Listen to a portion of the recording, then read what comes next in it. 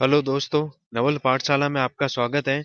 मैं आज आपको सघन पाठ योजना के टॉपिक यह सबसे कठिन समय नहीं जो हमारा हिंदी विषय का टॉपिक है यानी हमारा प्रकरण रहेगा, उसके बारे में मैं आज आपको बताऊंगा। सर्वप्रथम आपको विद्यालय का नाम, फिर आपको कक्षा, फिर आपका विषय, फिर प्रकरण यह सबसे कठिन समय नहीं, फिर दिनांक, फिर कालांश, समयावधि 30 से 35 मिनट आपको अपनी सघन पाठ योजना वाली डायरी में लिखनी है। फिर हम आगे चलते हैं। आगे हमारा जो पॉइंट है वो हमारा रहेगा शिक्षण उद्देश्य। शिक्षण उद्देश्य में आपको पहला पॉइंट लिखना है ज्ञानात्मक। इसमें आपको पॉइंट बना के लिखना है क भाषा पक्ष, दूसरा आपको लिखना है कला पक्ष। तो ज्ञानात्मक में आपको अपेक्षित व्यवहारगत परिवर्तन में आपको लिखना है विद्यार्थी यह सबसे कठिन समय नई कविता का प्रत्यास्मरण एवं प्रत्याभिज्ञान कर सकेंगे। दूसरा आपको पॉइंट लिखना है विद्यार्थी कविता में प्रयुक्त नए शब्दों, उनके प्रत्यय रूपों का अर्थ जान सकेंगे। तीसरा आपको पॉइंट लिखना है विद्यार्थी प्रस्तुत कविता की भाषा शैली से परिचित हो सकेंगे। फिर आपको आगे पूर्व ज्ञान में लिखना है विद्यार्थी सबसे कठिन समय नहीं वाले पाठ के संबंध में सामान्य जानकारी रखते हैं। फिर आपको आगे प्रस्तावना प्रश्न देने हैं।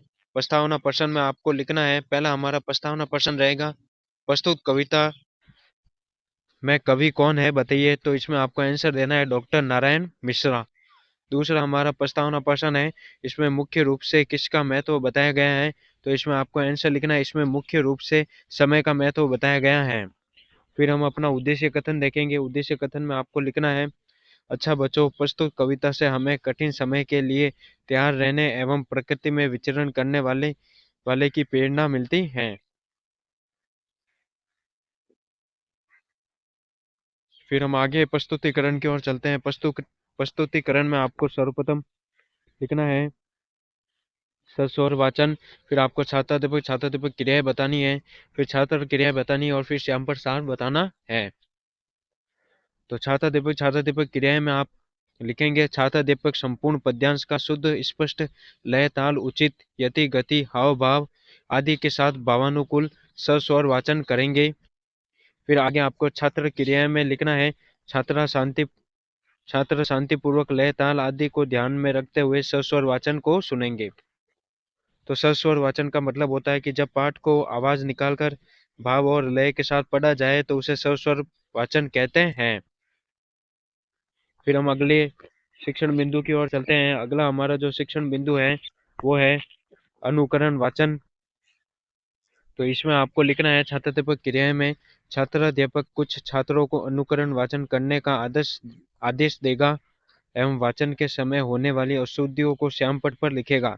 इसमें छात्र क्रियाओं में आपको लिखना है छात्र आदेशानुसार अनुकरण वाचन करेंगे एवं शेष छात्र ध्यानपूर्वक सुनेंगे। अनुकरण का मतलब होता है नकल करना, यानी जिस प्रकार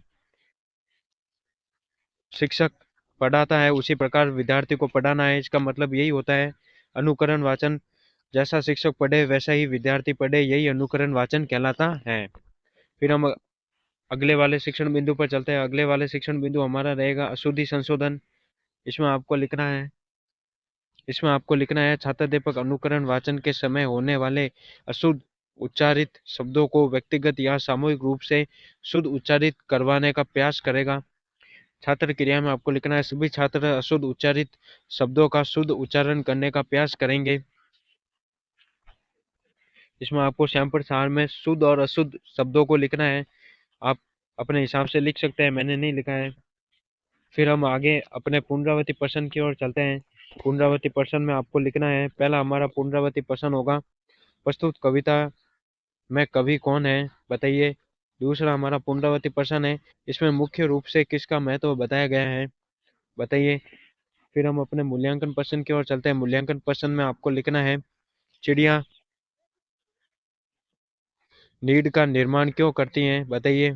तो इसमें आपको ये हमारा जो प्रश्न है वो ऑब्जेक्टिव टाइप प्रश्न है। इसमें अ वाला ऑप्शन दे रखा है ठंड से बचने के लिए, ब में दे रखा है अपने अंडे देने के लिए, स में दे रखा है आराम से रहने के लिए और द में दे रखा है धूप से बचने के लिए। तो इसमें आपको आंसर बताना है। फिर हमारा दूसरा मूल्यांकन प्रश्न हो जाएगा किसने डूबने का किसके डूबने का वक्त हो गया है, इसमें आपको बताना है, आंसर देना है। फिर हम गृह कार्य देंगे।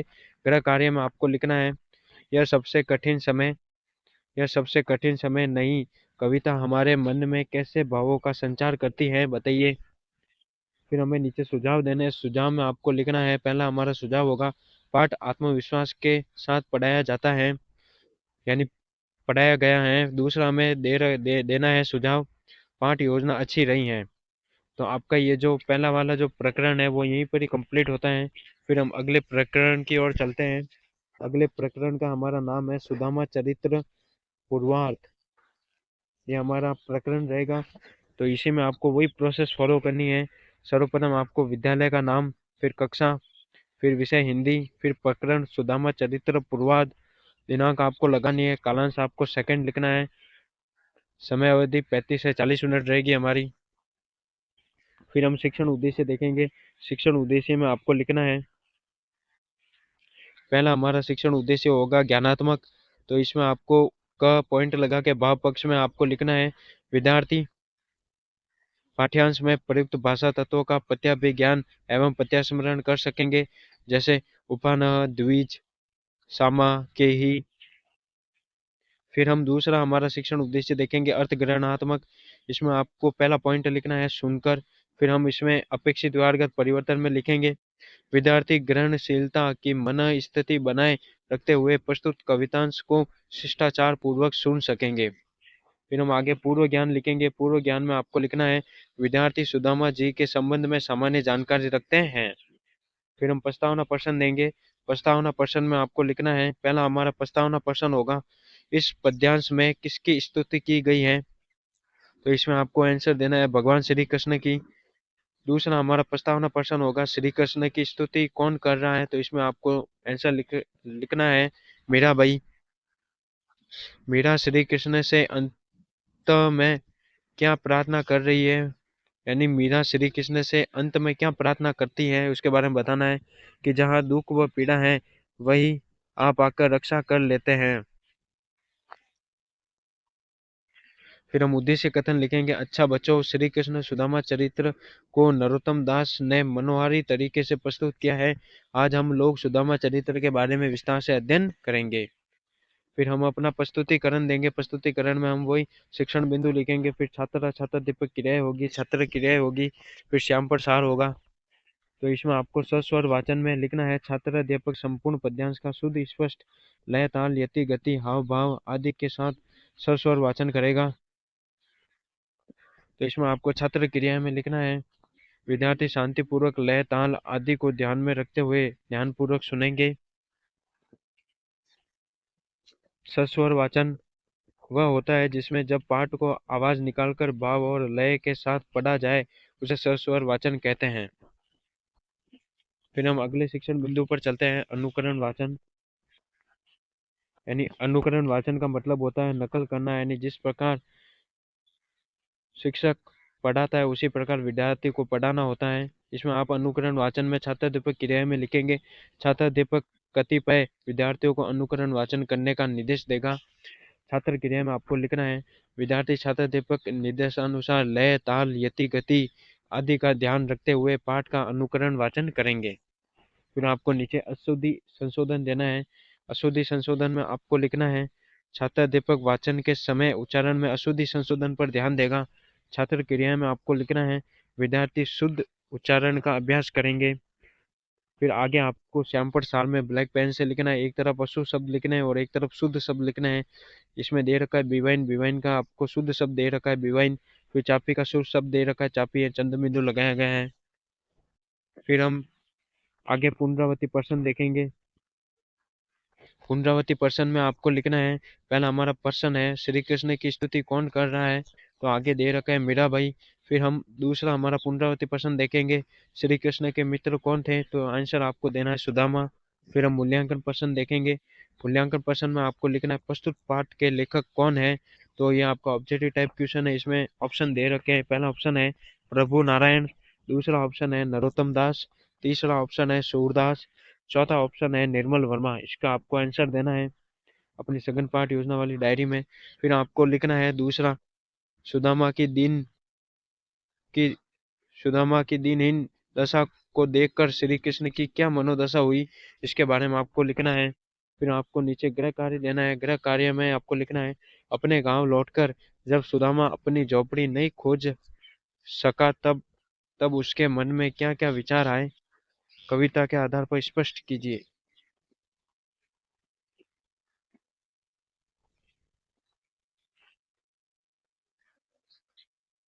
फिर इसमें आपको आगे सुझाव देना है। सुझाव में आपको लिखना है, पाठ आत्मविश्वास के साथ पढ़ाया जाता है।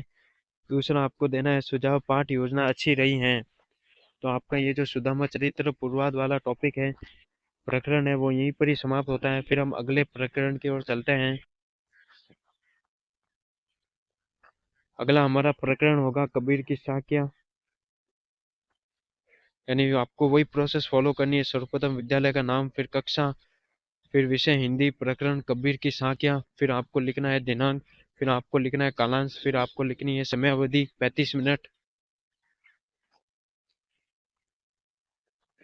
फिर हम शिक्षण उद्देश्य की ओर चलते हैं। शिक्षण उद्देश्य में आपको लिखना है ज्ञानात्मक। इसमें आपको पहला पक्ष लिखना है भाषा पक्ष। इसके आगे आपको अपेक्षित व्यवहारगत परिवर्तन में लिखना है, विद्यार्थी कबीर की साक्या नामक दोहों को भाषा, लय एवं ताल के साथ पत्याभिज्ञान कर सकेंगे। फिर आपको अर्थ ग्रहणात्मक में लिखना है, विद्यार्थी कबीर की साक्या का सारांश ग्रहण कर सकेंगे। फिर आपको नीचे अर्थ ग्रहणात्मक में पॉइंट बनाकर लिखना है, सुनकर अर्थ ग्रहण करना। तो इसमें आपको लिखना है, विद्यार्थी कबीर की साक्या नामक कविता को पढ़कर अर्थ ग्रहण की मन स्थिति बना सकेंगे। तो आपके ये शिक्षण उद्देश्य हो जाएंगे। शिक्षण उद्देश्य के बाद हम पूर्व ज्ञान की ओर चलते हैं। पूर्व ज्ञान में आपको लिखना है, विद्यार्थियों ने कबीर जी के कुछ दोहे प्रारंभिक कक्षाओं से पढ़े हैं।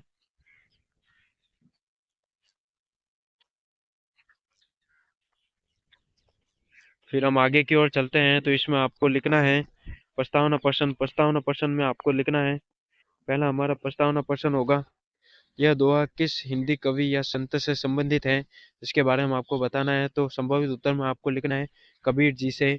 फिर हम दूसरे प्रश्न की ओर चलते हैं, हमें किसके प्रति अटूट प्रेम रखना चाहिए। तो हमें आंसर दे रखा है ईश्वर के प्रति। तीसरा हमारा प्रश्न है, इस कविता में पंडित किसे कहा गया है। तो इसमें आपको आंसर दे रखा है, जो प्रेम का 2.5 अक्षर पढ़े।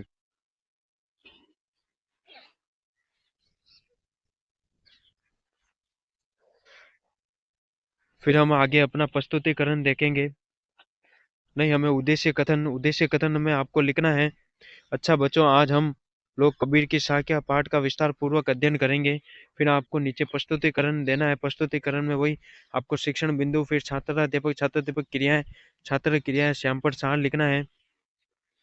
प्रस्तुतिकरण में आपको सस्वर वाचन में लिखना है, छात्राध्यापक प्रस्तुत पाठ का उचित यति गति लय आरोह अवरोह पूर्वक विराम चिन्हों का ध्यान रखते हुए शुद्ध एवं स्पष्ट सस्वर वाचन करेगा। सभी छात्र क्रिया में आपको लिखना है, सभी छात्र ध्यानपूर्वक पुस्तक में देखते हुए सस्वर वाचन सुनेंगे। सस्वर वाचन वही होता है कि जिसमें जब पाठ को आवाज निकालकर भाव और लय के साथ पढ़ा जाए, उसे सस्वर वाचन कहते हैं। फिर हम अगले शिक्षण बिंदु की ओर चलते हैं। अगला हमारा शिक्षण बिंदु हो जाएगा अनुकरण वाचन। अनुकरण वाचन में आपको लिखना है, छात्राध्यापक कुछ छात्रों को कविता का अनुकरण वाचन का आदेश देगा। छात्र क्रिया में आपको लिखना है, छात्र क्रिया में आपको लिखना है, छात्र आदेशानुसार अनुकरण वाचन करेंगे तथा शेष छात्र ध्यानपूर्वक अनुकरण वाचन करेगा। अनुकरण का मतलब होता है नकल करना, यानी जिस प्रकार शिक्षक बोर्ड की ओर पढ़ाता है, उसी प्रकार छात्राध्यापक पढ़ाएगा, यानी उसकी नकल करते हुए पढ़ाएगा। तो फिर हम अशुद्धि संशोधन की ओर चलते हैं। अशुद्धि संशोधन में आपको लिखना है, छात्राध्यापक अनुकरण वाचन के समय होने वाले अशुद्ध उच्चारित शब्दों की सामूहिक या व्यक्तिगत रूप से शुद्ध उच्चारित करवाने का प्रयास करेगा। फिर आपको आगे छात्र क्रिया में लिखना है, छात्र अशुद्ध उच्चारित शब्दों का शुद्ध उच्चारण करने का प्रयास करेंगे। फिर हमें आगे श्यामपट सार में आपको ब्लैक पेन से लिखना है, एक तरफ अशुद्ध शब्द होंगे और एक तरफ शुद्ध शब्द होंगे। तो इसमें आपको दे रखा है पाऊ, तो शुद्ध शब्द दे रखा है पाऊ, फिर उड की जगह उड़ी, कोई की जगह कोई, गाली की जगह गारी,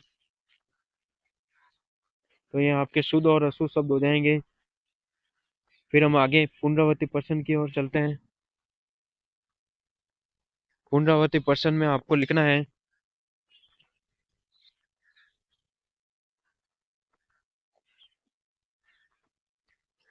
यह दोहा किस हिंदी कवि या संत से संबंधित है, उसके बारे में आपको बताना है। दूसरा, हमें किसके प्रति अटूट प्रेम रखना चाहिए। फिर हमारा मूल्यांकन प्रश्न हो जाएंगे। मूल्यांकन प्रश्न में आपको लिखना है,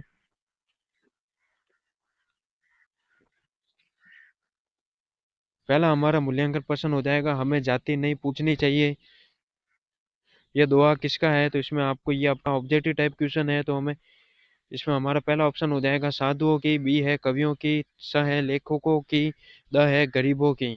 दूसरा हमारा मूल्यांकन प्रश्न हो जाएगा, जग में कोई किसी का क्या नहीं होता है, तो इसमें आपको आंसर बताना है।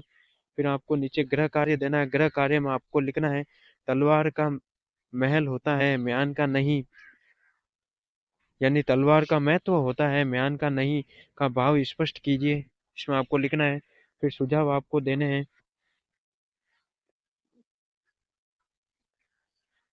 फिर सुझाव में आपको लिखना है, पाठ योजना सराहनीय है, यानी पाठ योजना सराहनीय है, यानी पाठ योजना अच्छी है।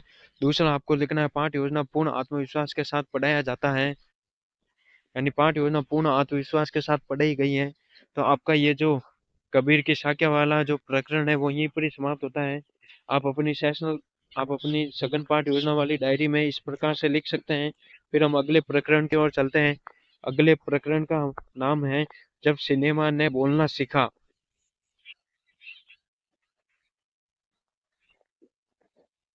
तो इसमें आपको वही प्रोसेस फॉलो करनी है जो पहले करते हुए आए हैं। सर्वप्रथम आपको विद्यालय का नाम, फिर कक्षा, फिर विषय हिंदी, प्रकरण जब सिनेमा ने बोलना सीखा, दिनांक आपको लगानी है, कालांश आपको लिखना है, समय अवधि 35 मिनट लगानी है। फिर हम शिक्षण उद्देश्य की ओर चलते हैं। शिक्षण उद्देश्य में आपको दे रखा है, सर्वप्रथम ज्ञानात्मक, इसमें आपको क पॉइंट लगा के लिखना है, भाषा तत्वों का ज्ञान। फिर आपको अपेक्षित व्यवहारगत परिवर्तन में लिखना है, विद्यार्थी जब सिनेमा ने बोलना सीखा नामक पाठ भाषा तत्वों का प्रत्याभिज्ञान कर सकेंगे। फिर आपको दूसरा पॉइंट लिखना है, अर्थ ग्रहणात्मक, इसमें क पॉइंट लगा के लिखना है, सुनकर।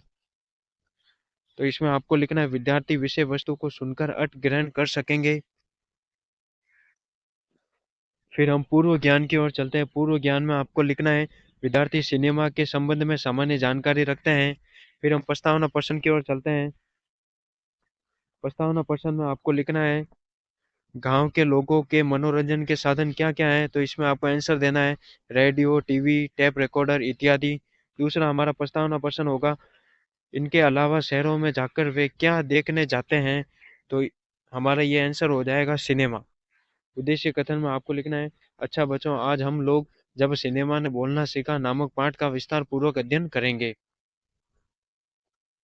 फिर हम अपना प्रस्तुतिकरण देंगे। प्रस्तुतिकरण में आपको वही सर्वप्रथम शिक्षण बिंदु लिखना है, फिर आपको छात्र दीपक क्रियाएं बतानी है, फिर छात्र क्रियाएं बतानी है, फिर श्यामपट सार बताना है।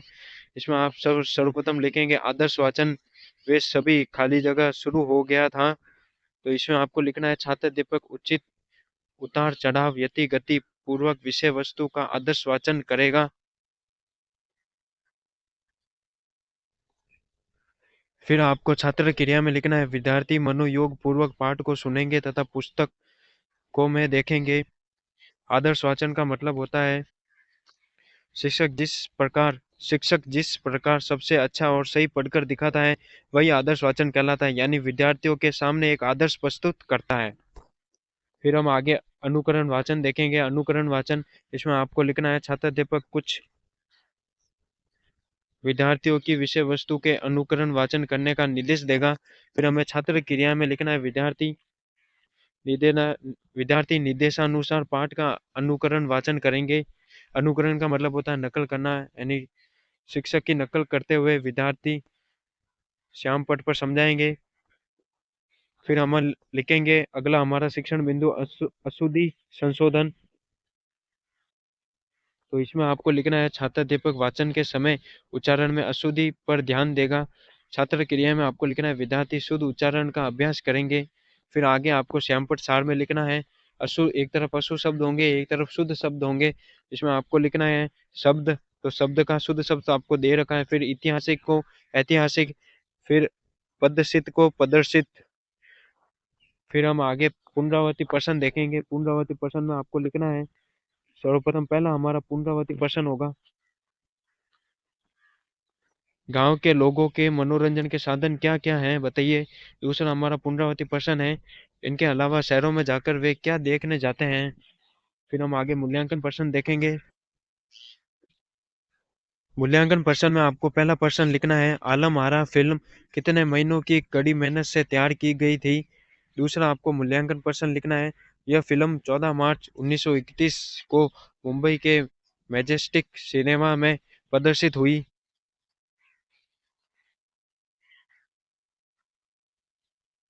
फिर आपको गृह कार्य लिखना है। गृह कार्य में आपको लिखना है, विट्ठल का चयन आलम आरा फिल्म के नायक के रूप में हुआ, लेकिन उन्हें क्यों हटाया गया स्पष्ट कीजिए, इसके बारे में आपको बताना है।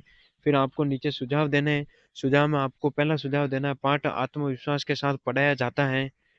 दूसरा आपको सुझाव देना है, पाठ योजना अच्छी रही है। तो आपका ये जो सिनेमा वाला जो टॉप प्रकरण है वो यहीं पर ही समाप्त होता है। फिर हम अगले प्रकरण की ओर चलते हैं। अगला प्रकरण हमारा है कामचोर पूर्वार्ध। तो इसमें आपको वही प्रोसेस फॉलो करनी है जो पहले करते हुए आए हैं। इसमें आपको सर्वप्रथम विद्यालय का नाम, फिर कक्षा लगानी है, फिर विषय हिंदी लिखनी है, फिर प्रकरण कामचोर पूर्वार्ध लिखना है, फिर दिनांक लगानी है, फिर कालांश लिखना है, फिर समय अवधि 40 मिनट देनी है। फिर आपको आगे शिक्षण उद्देश्य में लिखना है सर्वप्रथम ज्ञानात्मक, इसमें आपको क पॉइंट लगा के लिखना है भाषा तत्वों का ज्ञान, ख पॉइंट लगा के लिखना है विषय वस्तु का ज्ञान। फिर आपको आगे अपेक्षित व्यवहारगत परिवर्तन में लिखना है, विद्यार्थी कामचोर नामक कहानी के भाषा तत्वों का पत्याभिज्ञान कर सकेंगे। दूसरा पॉइंट लगा के लिखना है, विद्यार्थी कामचोर नामक कहानी के भाषा तत्वों का पत्यास्मरण कर सकेंगे। फिर हमारा दूसरा पॉइंट हो जाएगा अर्थग्रहणात्मक। इस वक्त इसमें आपको अपेक्षित व्यवहारगत परिवर्तन में लिखना है, विद्यार्थी पाठ से संबंधित सुनने के शिष्टाचार का पालन कर सकेंगे। फिर आपको पूर्व ज्ञान में लिखना है, विद्यार्थी कामचोर आलसी व लापरवाह लोगों के बारे में सामान्य जानकारी रखते हैं। फिर आपको प्रस्तावना प्रश्न देना है। प्रस्तावना प्रश्न में आपको लिखना है, सरकार द्वारा ग्रामीण क्षेत्र में लोगों को 100 दिनों की न्यूनतम रोजगार गारंटी योजना का क्या नाम है। इसमें आपको उत्तर देना है महानरेगा। फिर आपका दूसरा प्रश्न होगा, महानरेगा में कार्य किस लिए किया जाता है। इसमें आपको आंसर देना है मजदूरी के लिए। फिर आपको नीचे उद्देश्य कथन देना है। उद्देश्य कथन में आपको लिखना है, अच्छा तो बच्चों आज हम लोग कामचोर नामक पाठ का विस्तार पूर्वक अध्ययन करेंगे। फिर हम प्रस्तुतिकरण देंगे। प्रस्तुतिकरण में आपको आदर्श वाचन सर्वप्रथम हमारा पहला पॉइंट हो जाएगा। फिर हम आगे छात्र अध्यापक क्रियाएं देंगे, फिर छात्र क्रियाएं बताएंगे, फिर श्याम पर सार लिखेंगे। आदर्श वाचन में आपको लिखना है, बड़ी देर खाली जगह निकल गया। इसमें आपको लिखना है, छात्राध्यापक उचित उतार चढ़ाव यति गति पूर्वक विषय वस्तु का सस्वर वाचन करेगा। छात्र क्रिया में आपको लिखना है, छात्र क्रिया में आपको लिखना है, विद्यार्थी मनोयोग पूर्वक पाठ को सुनेंगे तथा पुस्तकों में देखेंगे। आदर्श वाचन यानी एक टीचर विद्यार्थियों के सामने एक आदर्श के रूप में प्रस्तुत करता है। फिर हम अनुकरण वाचन देखेंगे। अनुकरण वाचन में आपको लिखना है, छात्र अध्यापक विद्यार्थियों को पाठ के अनुकरण वाचन करने का निर्देश देगा। फिर आपको छात्र क्रिया में लिखना है, विद्यार्थी निर्देशानुसार पाठ का अनुकरण वाचन करेंगे। अनुकरण का मतलब होगा नकल करना। फिर हम अशुद्धि संशोधन देखेंगे। अशुद्धि संशोधन में आपको लिखना है, छात्राध्यापक अनुकरण वाचन के समय अशुद्धि संशोधन कराएगा। छात्र क्रिया में आपको लिखना है, विद्यार्थी शब्दों शुद्ध उच्चारण का अभ्यास करेंगे। श्यामपट सार में आपको लिखना है, एक तरफ अशुद्ध शब्द लिखना है, एक तरफ शुद्ध शब्द लिखना है ब्लैक पेन से। तो शब्द शब्द इसमें आपको नीचे दे रखा है दबेल, तो दबेल, धुआंधार का धुआंधार। फिर आपको नीचे काठिन्य निवारण दे रखा है, यानी काठिन्य निवारण का मतलब होता है कठिन शब्दों को, यानी कठिन शब्दों का निवारण करना। इसमें आपको लिखना है, छात्र दीपक पाठ में आए कठिन शब्दों का अर्थ बताएगा। विद्यार्थी शब्दों के अर्थ अपनी उत्तर पुस्तिका में लिखेंगे। फिर हम आगे पुनरावृत्ति प्रश्न देखेंगे। पुनरावृत्ति प्रश्न में आपको लिखना है, सरकार द्वारा ग्रामीण क्षेत्र में लोगों को 100 दिनों की न्यूनतम रोजगार गारंटी योजना का क्या नाम है। दूसरा हमारा पुनरावृत्ति प्रश्न होगा, मनरेगा में कार्य किस लिए किया जाता है। फिर आगे आपको मूल्यांकन प्रश्न देने हैं। मूल्यांकन प्रश्न में लिखना है, प्रस्तुत कहानी में किसको त्यागने का संदेश दिया गया है। दूसरा आपको मूल्यांकन प्रश्न लिखना है, बच्चों ने चारों कोनों को पकड़कर किसको झटकना शुरू किया, इसके बारे में बताइए। फिर आपको गृह कार्य देना है। गृह कार्य में आपको लिखना है, बच्चों के उद्यम मचाने के कारण घर की क्या दुर्दशा हुई, बताइए। फिर आपको सुझाव देना है, पाठ आत्मविश्वास के साथ पढ़ाया गया है। दूसरा आपको सुझाव देना है, पाठ योजना अच्छी रही है। तो आपका ये जो कामचोर वाला प्रकरण है वो यहीं पर ही समाप्त होता है। अच्छा दोस्तों, आपको ये जो पाठ योजना, सघन पाठ योजना कैसी लगी है बताना, लाइक करना, कमेंट करना, शेयर करना, और ऐसी वीडियो पाने के लिए आप चैनल को सब्सक्राइब कीजिए। Thank you, have a nice day. आप अपनी सघन पाठ योजना डायरी इस प्रकार से फिलअप कर सकते हैं, देखिए।